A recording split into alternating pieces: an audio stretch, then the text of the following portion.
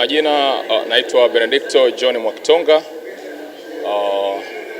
Ni Zonal Manager kutoka kwenye kikundi cha Songwe Gold Family, ambacho kwa siku ya leo tunakwenda kukopeshwa bilioni 50 za Kitanzania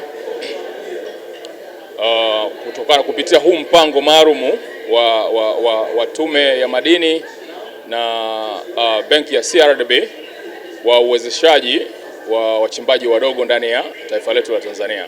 Napenda kushukuru sana kwa sababu kwa miaka mingi sana sekta ya madini hususan wachimbaji wadogo tulikuwa tuaminiki, na hii ni kwa sababu ya vile vigezo vya collateral, kwamba ilikuwa lazima uwe na mali sio ameshika yenye thamani kubwa kuzidi ule mkopo unaotaka kwenda kuomba benki. Lakini tunashukuru serikali ya Jamhuri ya Muungano wa Tanzania kupitia Wizara ya Madini chini ya usimamizi wa ndugu yetu kijana mwenzetu Anthony Mavunde waliweza kuwezesha mchakato. Mjadala ulikuwa ni mpana sana wa muda mrefu, kwa sababu kama sisi especially Songwe Gold Family ndio kikundi tunasema ni case study, kikundi cha kwanza kwa Tanzania kuweza kupewa pesa nyingi kiasi hicho, ambacho ni kikundi cha wachimbaji wadogo. Kwa hiyo tulikuwa na mjadala karibia wa mwaka mzima, toka mwaka jana tunakaa vikao vya ndani kwa ajili ya kuchakata hili jambo, na mpaka linafikia hapa linaleta sura kubwa kwa wachimbaji wote wadogo ndani ya nchi ya Tanzania.